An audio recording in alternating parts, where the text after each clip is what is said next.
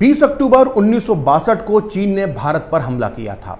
ये वो हिमालय जैसा घाव है जो आज तक नहीं भरा है।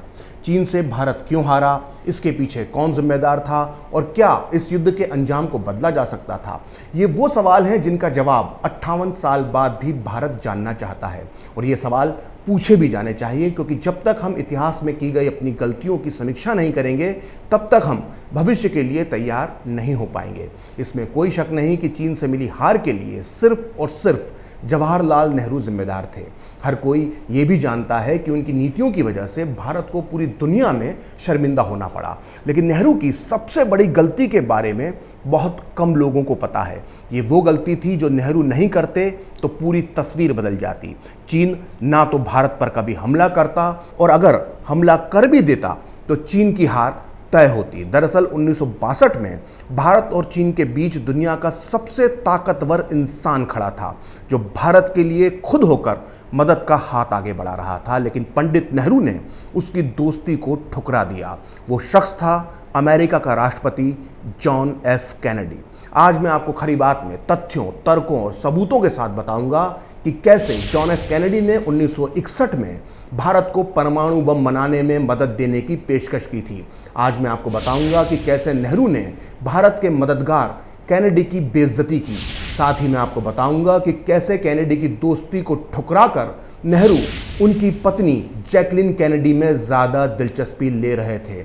और आज ये राज भी खुलेगा कि जब ऊंट पहाड़ के नीचे आया तो कैसे नेहरू ने चोरी छुपे गिड़गिड़ाते हुए कैनेडी को ये गोपनीय पत्र लिखे थे, जो इस वक्त मेरे हाथ में हैं, जिसमें उन्होंने अमेरिका से 1962 के युद्ध के दौरान मदद मांगी थी। तो बिना देर किए शुरुआत करते हैं भारतीय इतिहास के इस रोचक और अनछुए अध्याय की। बात 1961 की है। भारत और चीन के संबंध बेहद खराब दौर से गुजर रहे थे। चीन भारत पर कभी भी हमला कर सकता था और इसे नेहरू समझ पाए या नहीं, लेकिन अमेरिका के राष्ट्रपति जॉन एफ कैनेडी चीन के खतरे को भांप गए थे। चूंकि नेहरू कट्टर वामपंथी थे, इसलिए वो सोवियत संघ को दोस्त मानते थे और अमेरिका को अपना दुश्मन समझते थे। लेकिन जॉन एफ कैनेडी को पता था कि जब चीन भारत पर हमला करेगा तो सोवियत संघ भारत का नहीं बल्कि अपने कम्युनिस्ट दोस्त चीन का साथ देगा। लिहाजा जॉन एफ कैनेडी ने 1961 में खुद अपनी तरफ से भारत को परमाणु बम बनाने में मदद की पेशकश की। कैनेडी को भरोसा था कि अगर भारत के पास परमाणु बम होगा तो चीन उस पर कभी हमला करने की हिम्मत नहीं करेगा। ये सनसनीखेज खुलासा किया है भारत के पूर्व विदेश सचिव M.K. रसगोत्रा ने अपनी किताब ए लाइफ इन डिप्लोमेसी में। रसगोत्रा ने अपनी किताब में लिखा है कि जब अमेरिका को यह पता चला कि चीन परमाणु परीक्षण करने वाला है तो कैनेडी ने नेहरू को अपने हाथ से पत्र लिखा। उसमें उन्होंने लिखा कि अमेरिका चीन से पहले भारत को परमाणु परीक्षण करने में मदद देने के लिए तैयार है। कैनेडी ने प्रस्ताव दिया कि वो भारत को एक परमाणु बम देंगे जिसका भारत राजस्थान के किसी इलाके में परीक्षण कर लेगा। कैनेडी का यह तर्क था कि भारत जैसे लोकतांत्रिक देश को एशिया में सबसे पहले परमाणु शक्ति हासिल करना चाहिए। लेकिन नेहरू ने कैनेडी की इस पेशकश को ठुकरा दिया।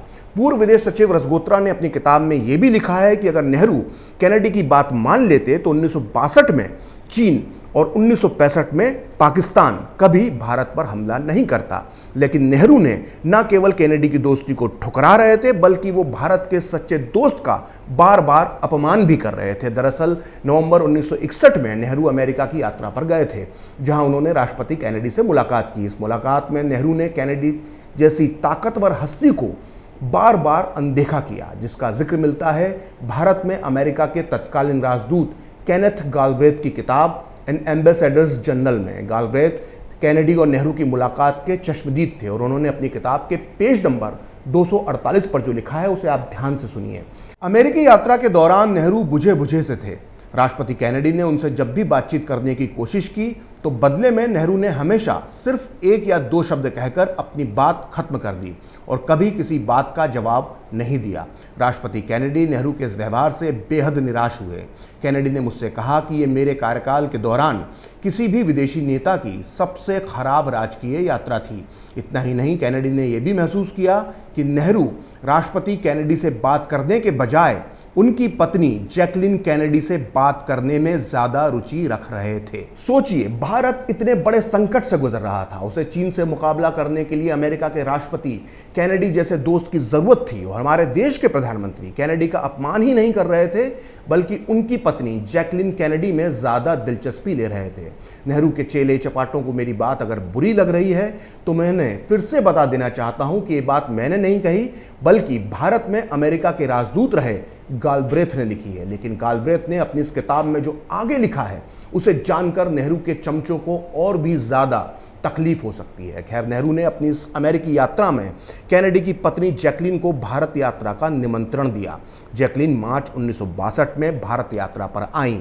इस यात्रा का पूरा वर्णन गालब्रेथ ने अपनी किताब एन एम्बेसडर्स जर्नल्स में किया है। गालब्रेथ ने लिखा है कि दिल्ली में अमेरिकी दूतावास ने जैकलिन कैनेडी के रहने की व्यवस्था एक कोठी में की, लेकिन नेहरू के बहुत ज़्यादा निवेदन करने पर उन्हें प्रधानमंत्री आवास में ठहराया गया। नेहरू ने जैकलिन को वही कमरा दिया जिसमें कभी लेडी माउंटबेटन रुका करती थी। नेहरू जैकलिन से गहरा प्यार करते थे। उन्होंने जैकलिन के साथ अपनी तस्वीर प्रधानमंत्री आवास के मुख्य प्रवेश द्वार पर लगा रखी थी। इतना ही नहीं, भारत में अमेरिका के राजदूत रहे गालब्रेथ ने अपनी किताब एन एम्बेसडर्स जर्नल्स के पेज नंबर 277 पर यह भी लिखा है कि जॉन एफ कैनेडी राष्ट्रपति बनने से पहले अपने भाई बॉबी कैनेडी और बहन पैट्रिका कैनेडी के साथ भारत आए थे, तब भी नेहरू ने उनके साथ रूखा व्यवहार किया था। गालब्रेथ के मुताबिक जॉन एफ कैनेडी का मानना था कि इस यात्रा के दौरान नेहरू उनसे ज्यादा उनकी बहन 27 साल की पैट्रिका कैनेडी में ज्यादा रुचि ले रहे थे।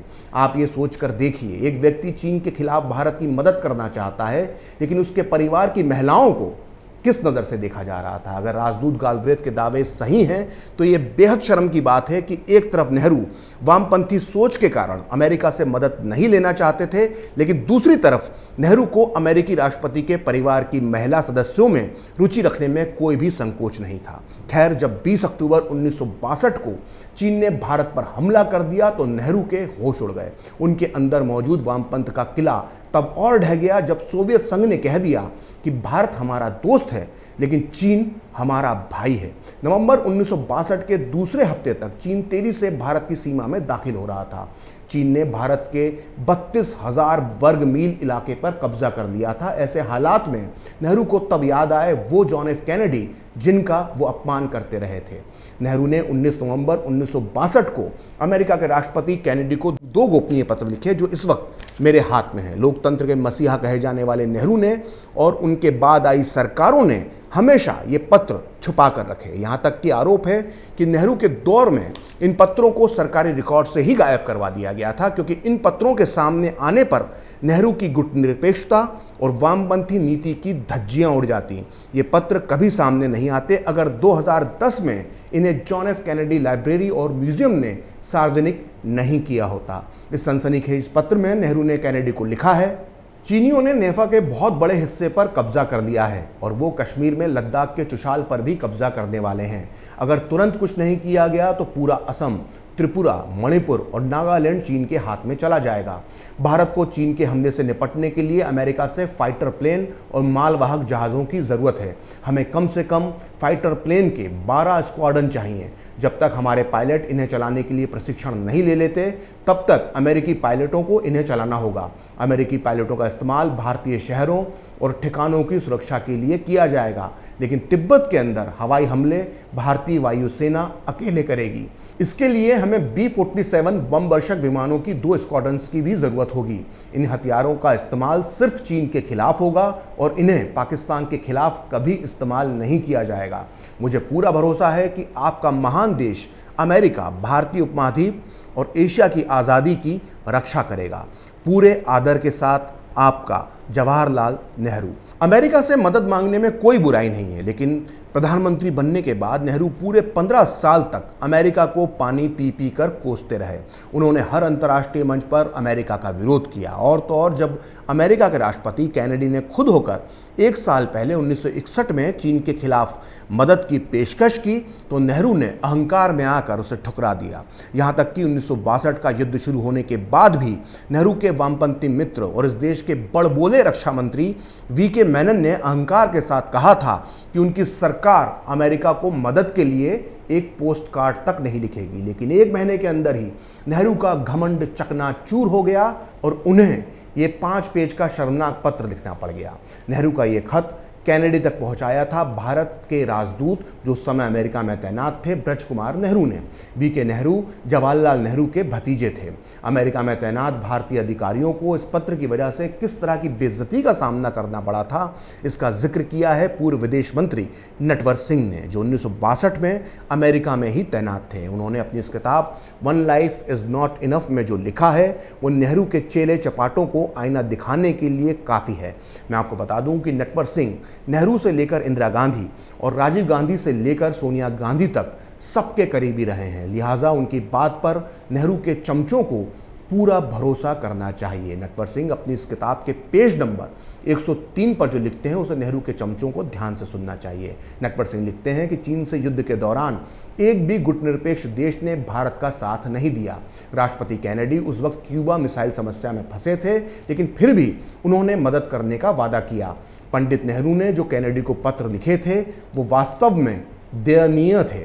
अमेरिका में भारत के राजदूत बीके नेहरू ने अपने संस्मरणों में लिखा है कि जब वो कैनेडी को पंडित नेहरू के पत्र सौंप रहे थे तो उन्हें शर्म महसूस हो रही थी।